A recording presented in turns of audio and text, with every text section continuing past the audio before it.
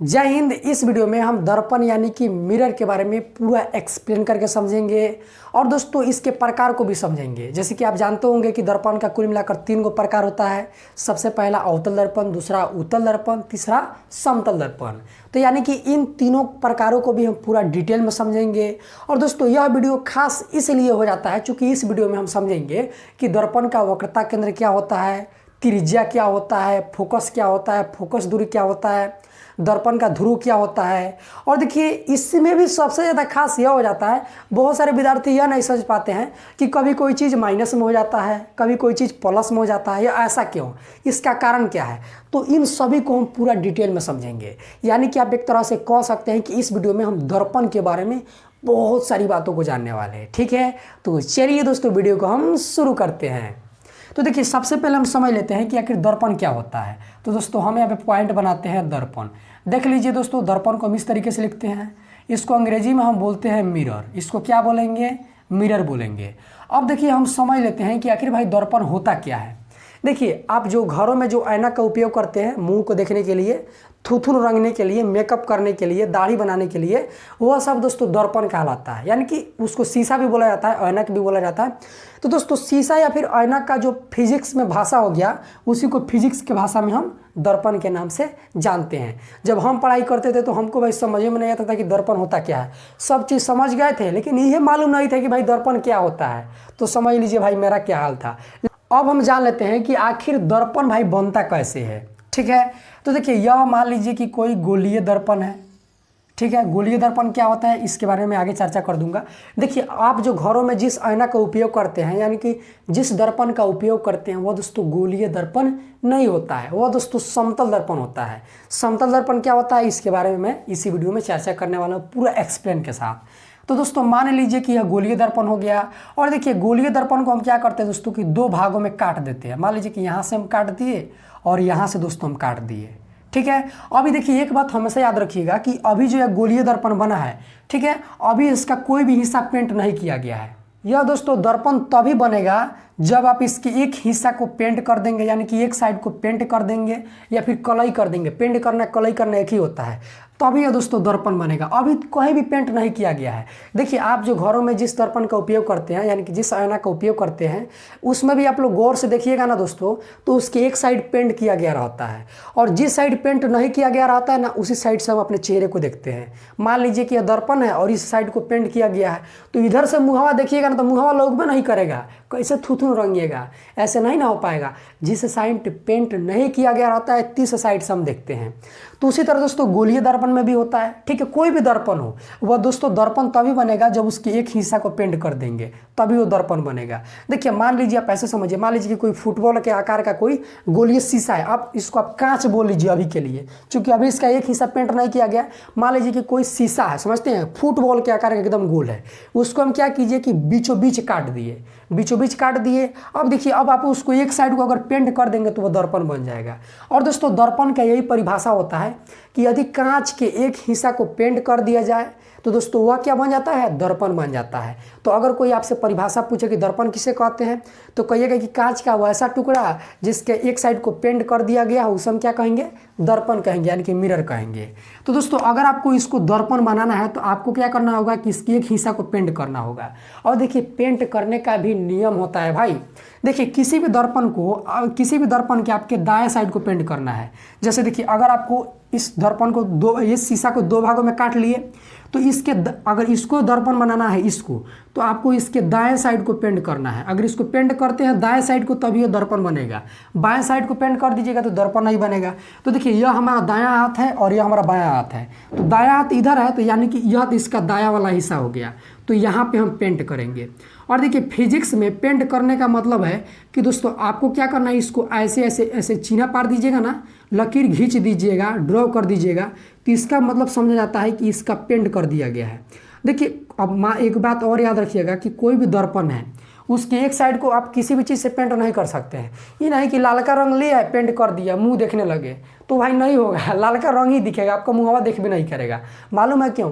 हर एक चीज़ से पेंट नहीं कर सकते। याद रखिएगा AgBr यानी कि सिल्वर ब्रोमाइड एक मतलब कि पदार्थ है उसी से पेंट किया जाता है। तो देखिए हमने क्या किया कि इस दर्पण के दाहिने साइड को पेंट कर दिया। अब दोस्तों यह दर्पण बन गया। पहले यह शीशा था यानी कि कांच था, लेकिन जब इसके दाहिने साइड को हम पेंट कर दिए तो अब यह क्या बन गया, दर्पण बन गया। अब देखिए एक दर्पण एक शीशा यहाँ पर भी है। आपको इसको क्या करना है, इसको भी दर्पण बनाना है। तो आपको क्या करना होगा कि इसके दाहिने साइड को पेंट कर दीजिए, ठीक है, तो ये दर्पण बन जाएगा। तो देखिए यह इसका बायां साइड हो गया और यह इसका दाहिना साइड हो गया। तो यानी कि दाहिना साइड यह वाला हो गया, तो इसको हमको पेंट कर देना है। मान लीजिए कि हम यहाँ पे पेंट कर रहे हैं भाई। अब देखिए फिजिक्स में या फिर बोर्ड पे मैं आपको पेंट लाकर नहीं ना पेंट करेंगे, तो इसको इसीलिए दोस्तों ऐसे किया जाता है। अगर आपको पेंट करना दिखाना है तो आप लोग भी दोस्तों ऐसे लाइन को खींच लीजिएगा, ठीक है, इस तरह जैसे हम खींच रहे हैं। तो यानी कि दोस्तों देख सकते हैं कि इसका भी हमने पेंट कर दिया। अब दोस्तों ये दोनों मिलाकर दर्पण हो गया। और देखिए एक बात हमेशा याद रखिएगा कि गोलीय दर्पण, इनको हम गोलीय दर्पण बोलेंगे, क्योंकि देखिए इनका आकार गोल है। अब आकार गोल क्यों है, क्योंकि दोस्तों यह है कि गोला से बना है। गोला समझते हैं ना, यह पहले ऐसा था, इसलिए दोस्तों इसको गोलीय दर्पण कहा जाता है, क्योंकि पहले भी यह गोला था। तो उम्मीद है कि आप लोग अच्छे से समझ गए होंगे। अब देखिए गोलीय दर्पण का दो प्रकार होता है। पहला तो दोस्तों अवतल, हम यहाँ पे लिख देते हैं। गोलीय दर्पण का दो प्रकार, सबसे पहला दोस्तों अवतल दर्पण और दूसरा होता है दोस्तों उत्तल दर्पण। अब आपको क्या करना है, ध्यान से सुनिए। इस दर्पण में आपको पहचानना है इन दोनों दर्पणों में कि कौन अवतल है और कौन उत्तल है। अब इसका भी पहचानने का नियम होता है। देखिए अब दोनों में से कोई एक अवतल होगा, दोनों में से कोई एक उत्तल होगा। आप किसी को अवतल किसी को उत्तल अनुभुआरे नहीं कह सकते, अनुभुआरे कहिएगा गलत हो जाएगा। तो दोस्तों इसको पहचानने का तरीका होता है कि जिस दर्पण का परावर्तक सतह अंदर की ओर धंसा हो उसे हम क्या कहेंगे, अवतल दर्पण कहेंगे, ठीक है। अब परावर्तक सतह क्या होता है, तो देखिए आप जिस तरीके से मुंह देखते हैं ना, मुंह कैसे देखिएगा दर्पण में, जवाना साइड पेंट नहीं किया गया होगा, ठीक है। तो देखिए इस दर्पण में यह वाला साइड पेंट नहीं किया गया है, तो इसको हम परावर्तक सतह बोलेंगे। दर्पण में परावर्तक सतह क्या होता है, तो जिस साइड से हम अपने मुंह को देखते हैं या फिर दर्पण के जो वाला हिस्सा पेंट नहीं किया गया होता है उसे हम क्या कहेंगे, परावर्तक सतह कहेंगे। तो यहाँ पे दोस्तों परावर्तक सतह यह वाला हो गया, चूंकि इधर के साइड को हमने पेंट कर दिया है, यह वाला बच गया है। तो इस दर्पण में परावर्तक सतह यह हो गया और इस दर्पण में परावर्तक सतह बाहर वाला हो गया, चूंकि हमने अंदर से पेंट किया है। तो इसका परावर्तक सतह क्या हुआ, बाहर वाला हो गया, चूंकि इधर ये सारा मुंह देखिएगा। तो इस दर्पण का परावर्तक सतह देखिए अंदर की ओर धंसा हुआ है, ऐसे धंसा हुआ है कि नहीं, ऐसे अंदर की ओर धंसा हुआ है, ठीक है। तो इसे दोस्तों हम अवतल दर्पण बोलेंगे। जिस दर्पण का परावर्तक सतह अंदर की ओर धंसा हुआ हो उसे अवतल दर्पण कहेंगे। और दोस्तों जिस दर्पण का परावर्तक सतह बाहर की ओर उभरा हुआ हो, बाहर की ओर उभरा हुआ उसे हम क्या कहेंगे, उत्तल दर्पण कहेंगे। तो देखिए यहाँ पर इसका परावर्तक सतह बाहर की ओर उभरा हुआ है, देखिए ऐसे है कि नहीं, ऐसे है, तो बाहर की ओर उभरा हुआ है, तो इसे हम क्या कहेंगे, उत्तल दर्पण कहेंगे, इसे हम अवतल दर्पण कहेंगे। अब इसको याद करने का एक ट्रिक को मैं बताता हूँ, उसको आप ध्यान रखिएगा। देखिए अवतल दर्पण में सबसे पहला अक्षर अ है, तो अ से याद रखिएगा कि अंदर की ओर धंसा हुआ हो। और उत्तल दर्पण में सबसे पहला जो अंक है उ है, तो मतलब होता है उभरा, और इसका परावर्तक सतह क्या होगा, उत्तल दर्पण का उभरा हुआ होगा। और अवतल दर्पण में इसका परावर्तक सतह क्या होगा कि अंदर की ओर धंसा हुआ होगा। तो इस तरीके से दोस्तों आप याद कर सकते हैं, अवतल दर्पण और उत्तल दर्पण को आप अच्छे से पहचान सकते हैं। तो उम्मीद है कि आप परिभाषा को समझ गए होंगे। अब देखिए और भी हम बहुत सारी बातों को जानेंगे। अब देखिए विद्यार्थियों के मन में बहुत ज़्यादा एक चीज़ को लेकर कन्फ्यूजन होता है। भाई मेरा भी कन्फ्यूजन था, और वह कन्फ्यूजन सबसे बड़ा बीमारी हुए था। देखिए हम पहले क्या करते थे कि मान लीजिए कि हमने एक दर्पण को बना दिया, ठीक है, गोलीय दर्पण होगा, क्योंकि दोस्तों यहाँ पर यह भी कोई एक गोला होगा, गोला के आकार का होगा, तो इसको भी हम गोलीय दर्पण कहेंगे, ठीक है। अब देखिए हम कहते थे कि जब इसको अगर हम अवतल दर्पण बनाएंगे तो अवतल दर्पण में क्या होगा कि परावर्तक सतह अंदर की ओर धंसा हुआ होगा। तो अंदर की ओर धंसा हुआ है, इसका मतलब है कि बाहर पेंट करेंगे। तो यहाँ पे हमने बाहर पेंट कर दिया, तो दोस्तों यह ठीक है, यह अवतल दर्पण बन गया। लेकिन अगर हमको उत्तल दर्पण बनाना होता था तो हम यह ट्रिक याद किए थे, यही वाला, कि इसका परावर्तक सतह बाहर की ओर उभरा हुआ हो। तो हम क्या करते थे कि ऐसा ही एक दर्पण बना देते थे, और देखिए अब इसके अंदर के साइड को पेंट कर देते थे। देखिए अगर अंदर के साइड को इसको पेंट कर दीजिएगा, यानी कि कलई कर दीजिएगा, पेंट करना कलई करना एक ही होता है। तो देखिए इसका बाहर वाला जो इसका परावर्तक सतह हो, यह बाहर की ओर उभर गया कि नहीं, यानी कि यह परावर्तक सतह हो गया। तो हम कहते थे इसको उत्तल दर्पण। और देखिए यही सबसे बड़ा गलत चीज़ है, याद रखिएगा, हमने शुरू में ही बोला था कि किसी भी दर्पण को, किसी भी शीशे को अगर आपको दर्पण बनाना है तो उसके हमेशा दाहिने वाले साइड को पेंट करिएगा। इस दर्पण में दोस्तों आप लोग ध्यान से देखिए कि इसके हमने बाएं साइड को पेंट किया है। देखिए ये हमारा बायां हाथ हो गया, दायां हाथ हो गया, बाएं हाथ के साइड को हमने पेंट किया है कि नहीं। तो दोस्तों यह दर्पण हमने गलत बनाया है। लेकिन दोस्तों यह अवतल दर्पण बन जाएगा, यह उत्तल दर्पण कतई नहीं बन सकता है। इसको आप चाहिएगा अवतल दर्पण बनाने के लिए बन जाएगा, क्योंकि अवतल दर्पण बनाने के लिए हम क्या करते हैं कि बाहर पेंट करते हैं, और जब बाहर हम पेंट करेंगे तो अंदर इसका परावर्तक सतह हो जाएगा। और इसमें आप लोग दोस्तों ध्यान से देखिए कि इस दर्पण में हमने दाहिने साइड को पेंट किया है, तो यह दोस्तों दर्पण बन जाएगा। और यह कौन सा दर्पण है, तो अवतल दर्पण है। तो इस कंफ्यूजन को भी आप लोग अच्छे से दूर कर लीजिएगा। अब देखिए हम समतल दर्पण के बारे में अब देख लेते हैं, ठीक है। देखिए हम समझेंगे अच्छे से पूरा एक्सप्लेन करके कि वक्रता, केंद्र, त्रिज्या, इस सब के बारे में हम समझेंगे। उससे पहले हमको समतल दर्पण समझना होगा। तो देखिए दोस्तों समतल दर्पण जो है कुछ इस प्रकार से दिखता है। टेढ़ा बन गया, ठीक है, हम इसको सीधा बना लेते हैं। कुछ आपको इस प्रकार से दिख जाएगा। और इसमें भी आपको क्या करना है, इसके दाहिने साइड को पेंट करना है, यानी कि इस वाले हिस्से को पेंट करना है। यह दोस्तों जो है यह समतल दर्पण है। अब देखिए समतल दर्पण जो है इसी प्रकार से दिखता है। इसको हम क्या बोलेंगे, तो सर इसको हम बोलेंगे समतल दर्पण। और इसको अंग्रेजी में क्या बोलेंगे, तो दोस्तों समतल को अंग्रेजी में हम बोलते हैं प्लेन, ठीक है। और दर्पण को अंग्रेजी में हम बोलते हैं मिरर। अब दोस्तों आप लोग वो वाला प्लेन मत समझिएगा, यह उड़ने वाला प्लेन। प्लेन का मतलब होता है समतल, जैसे कोई नहीं बोलता एकदम प्लेन है, एकदम चिकना है, समतल है। और दोस्तों यह समतल जो आप शब्द देख रहे हैं, यह दो शब्दों के मिलने से बना है। सबसे पहला सम, दूसरा है तल। सम का मतलब होता है समान, यानी कि बराबर। तल का मतलब तो आप समझते हैं। तो यानी कि आप समतल का शब्द का अर्थ समझ गए। अब इसी से इसका परिभाषा भी बना सकते हैं कि जिस दर्पण का परावर्तक सतह समतल हो उसे हम क्या कहेंगे, समतल दर्पण कहेंगे। या फिर इसको आप ऐसे भी कह सकते हैं कि जिस दर्पण का तल एकदम समतल हो, समतल यानी कि बराबर हो, उसे हम क्या कहेंगे, समतल दर्पण कहेंगे। जैसे देखिए इसका परावर्तक सतह यह वाला हो गया, और देखिए एकदम बराबर है। हमने गोलीय दर्पण में हम देख रहे थे कि यह ऐसे था, ठीक है, बराबर नहीं था, ऐसे टेढ़ा था कि नहीं, लेकिन इसमें देखिए एकदम बराबर है, ठीक है। तो यही दोस्तों परिभाषा हो जाता है। और समतल दर्पण जो है आपको कुछ इस प्रकार से दिखता है। और देखिए घरों में जो हम जिस दर्पण का प्रयोग करते हैं, यानी कि जिस आईने का प्रयोग करते हैं, उसे हम क्या कहेंगे, समतल दर्पण ही होता है। अवतल दर्पण और उत्तल दर्पण आपको बहुत कम ही देखने को मिलेगा। और दोस्तों अगर आप बाल कटवाने भी जाते हैं या फिर अगर दाढ़ी भी बनाते हैं, तो हम सभी के घरों में, या फिर जो हजामती करते हैं सैलून में जाते हैं, तो वहाँ पर भी समतल दर्पण ही लगा हुआ रहता है। वहाँ पे कोई अवतल और उत्तल दर्पण नहीं लगा हुआ रहता है, ठीक है, चूँकि वह बहुत ज़्यादा महंगा मिलता है और समतल दर्पण बहुत ज़्यादा सस्ता मिलता है। तो उम्मीद है दोस्तों कि आप लोग समतल दर्पण के बारे में भी कुछ बातों को समझ गए होंगे, ठीक है। अब देखिए इनके बारे में भी उतना ज़्यादा मैं डिटेल में नहीं जाऊँगा, क्योंकि वीडियो ज़्यादा लंबा हो जाएगा। इस वीडियो में जितना हो सके उतना मैं कवर करने का मैं पूरा का पूरा प्रयास कर रहा हूँ। अब दोस्तों हम समझ लेते हैं कि दर्पणों में वक्रता केंद्र क्या होता है, त्रिज्या, इस सब के बारे में। तो इसको समझने के लिए हम क्या करेंगे कि दोस्तों एक दर्पण को बना लेंगे।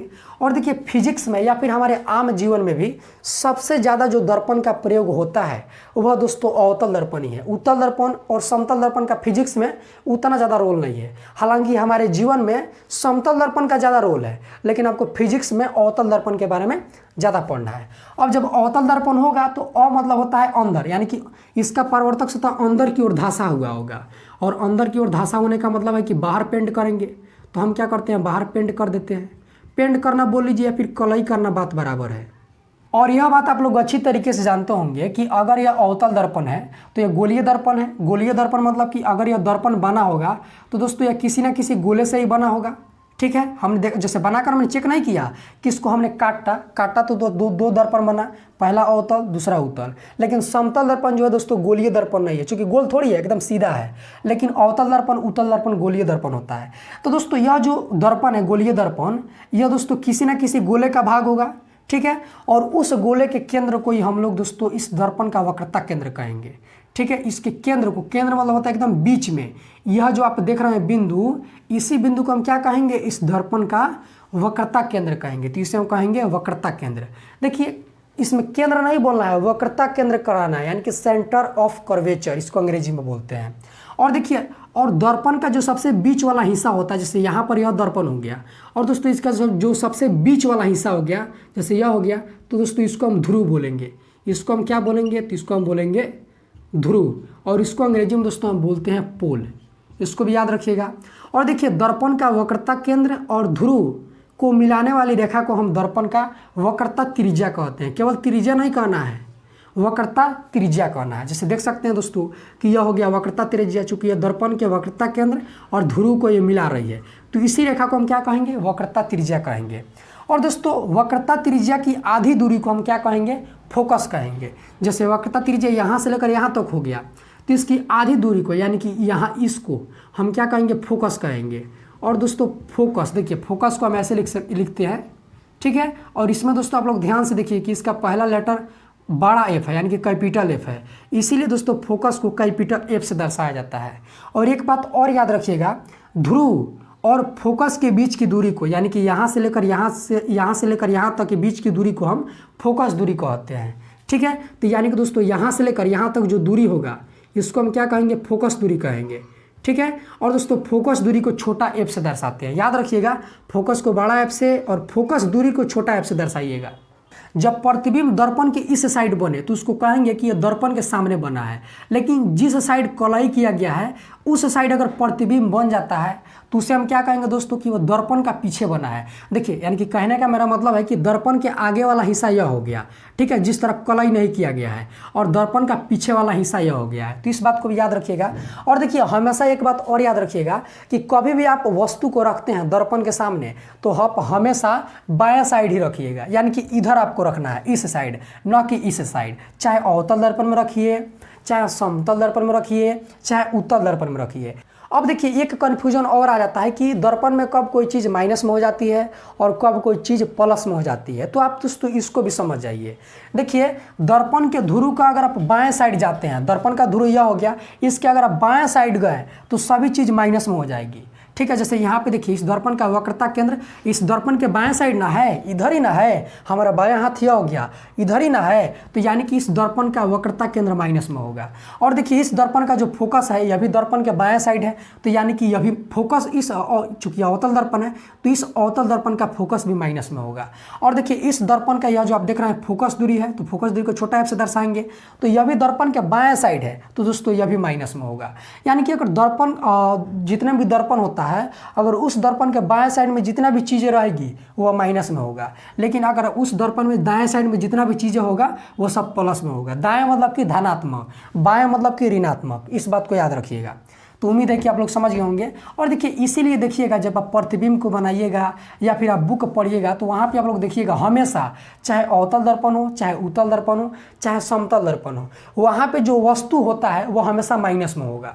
वस्तु दूरी बोल लीजिए फिर वस्तु बोल लीजिए, वो हमेशा माइनस में ही होता है, हमेशा याद रखिएगा। क्यों माइनस में होता है? चूँकि वस्तु को हमेशा बाएं साइड रखा जाता है।